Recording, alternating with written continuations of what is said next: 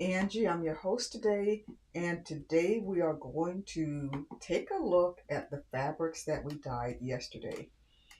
So the fabrics we dyed yesterday, they were another one in the series where we're creating tones on our fabric. And tone is a color that's been slightly grayed down, or the intensity has been lowered, so it's not as bright as the original color. Now, in previous streams, we took our colors and we toned them down using gray. And then we did another one last week where we used black. But actually, when we use black, we're not creating a tone, we're creating a shade. So I was mistaken when I said we were creating tones with black, but we created a shade with black. So yesterday, we went back to creating tones, but this time we used a complementary color. So still working with the yellow and the orange and the violet or purple that we've been working with for several weeks. We used a complementary color. So for the orange, we used blue, and for the violet, we used yellow. And I mixed them up in equal proportions to each other. So hold on, I'm getting a message here on.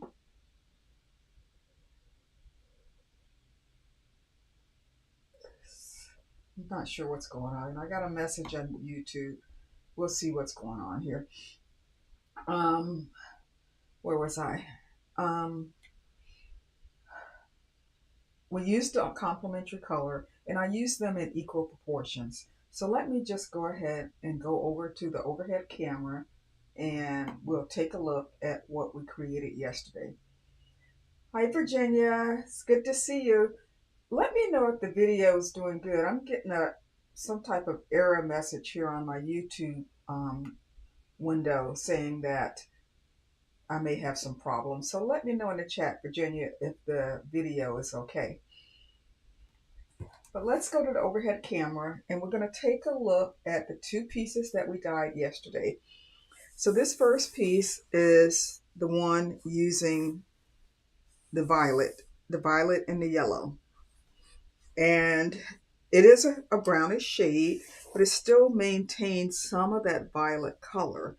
You can see it has some of the violet undertones to it. And with the yellow, you can see where the yellow kind of bled out around the edges of some of these. You're fine, Virginia? Good, thank you. And yellow has a tendency to do that, but I like that. It kind of shows you some of the colors that were used. So Virginia, this is your favorite violet with the yellow used in equal proportions. And it's a nice soft brown. It's not, a very dark or heavy brown, but it's a nice soft, but it still maintains some of that violet color, which I think kind of is important because the violet didn't totally overwhelm the yellow. I was afraid it might, but as I said, this is equal proportions. Now you could use different proportions. If you wanted more of the violet to show, you could maybe use 2 parts violet to 1 part yellow, or even fractions. So you can maybe use 2.5, or 1.5 to 1.5, or that's still equal. I think you know what I'm trying to say. You can vary the proportions. They don't have to be in full tablespoon increments. And that is something that I like to play around with, because while it might seem like playing and experimenting waste a lot of materials, a lot of dye and fabric, I think you learn so much from it. And I'm all about learning from whatever it is I do. So that's our violet and our yellow. And Virginia, if you have any questions, put them in the comments and let me know. And you can see a little bit more of the yellow. I hope you can see on the video a little bit more of the yellow where it's kind of bled out at the edges. So the next one we're going to look at is the orange and the blue. And this one I was kind of surprised at. It was looking very, very dark on the do I have these mixed up? No, this is the orange and the blue. This one, the violet doesn't show on the video, Virginia.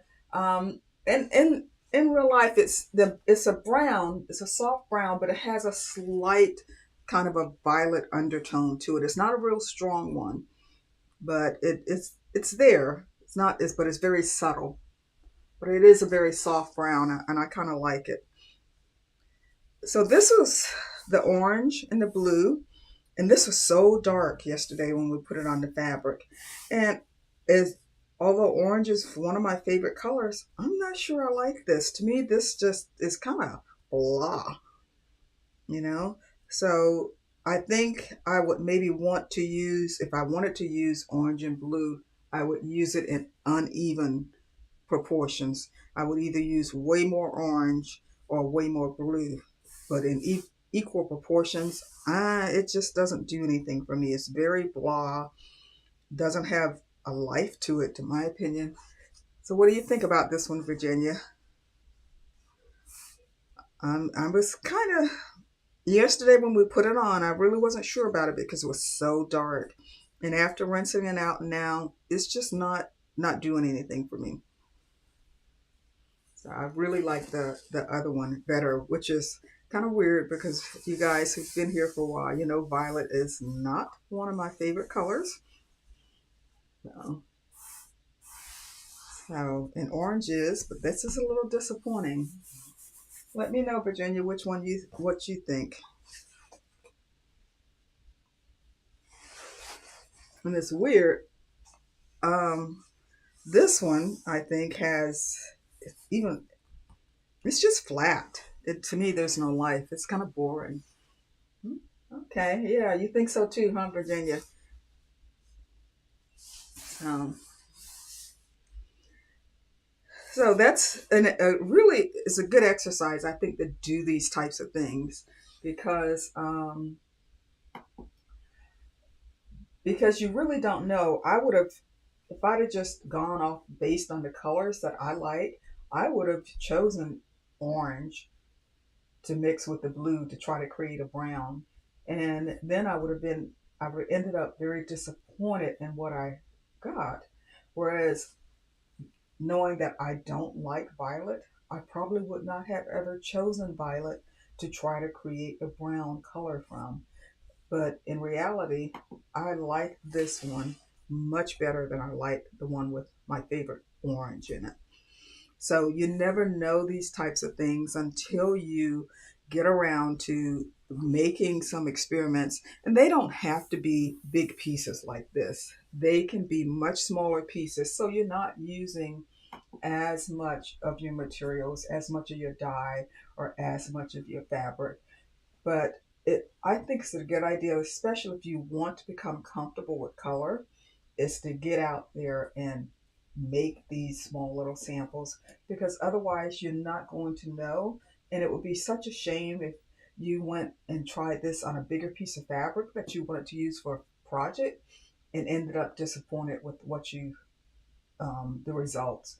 So I recommend doing some smaller pieces like this and learning about the dyes themselves, and because you could see it, but to see it with your own eyes in person, because as Virginia said, this the violet's not showing up that much in this one, but in my I can see it. Okay, I can see it in person.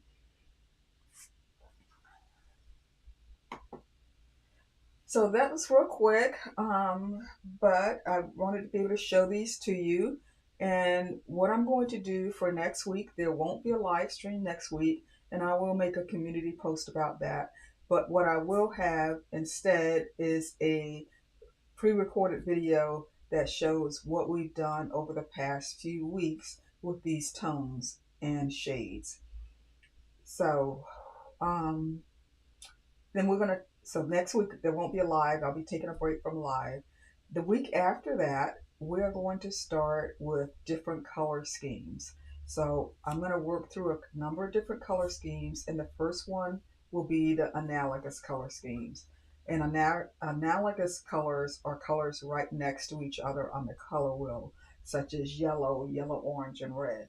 So I'll be creating some fabrics using analogous color schemes, and we'll go through all of the different analogous schemes.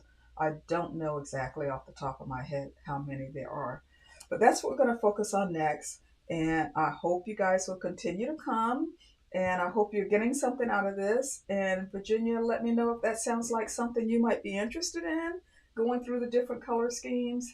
I think it's an excellent way to really learn about what colors work well with each other. And well, I'm going to take that back. I think all colors work well with each other. It's just a matter of whether you like them or not. There are no colors that I don't think that don't work well together. It's just a matter of personal preference. So Virginia, let me know if that sounds like something you'll be interested in, and if you think, if you have any other suggestions on what you would like me to do, just let me know, and I'll see if I can't work that in something. Oh yes, okay, Virginia. So, good. I hope, I really want this to be beneficial for you guys. I could sit here and play all day and sometimes never make any art pieces, but that's the way I learn is by playing and getting in here and not having any preconceived ideas of a finished results, but just getting here, getting my hands dirty and seeing what I come up with. So that's really it for today. Very short, but I'm glad to have you here, Virginia. Thank you for continuing to support me, and I really appreciate that. And I'm hoping that you're getting something beneficial out of this. So, looks like the stream is getting a little slow here. So, I'm going to go ahead and end this. Virginia, thanks for being here. And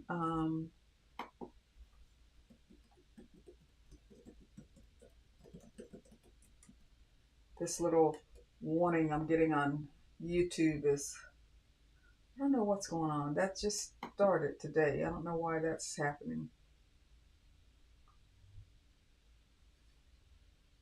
So that's it for today, guys. Thank you. Oh, Virginia, thank you. I'm so glad you're learning because that's why I'm here.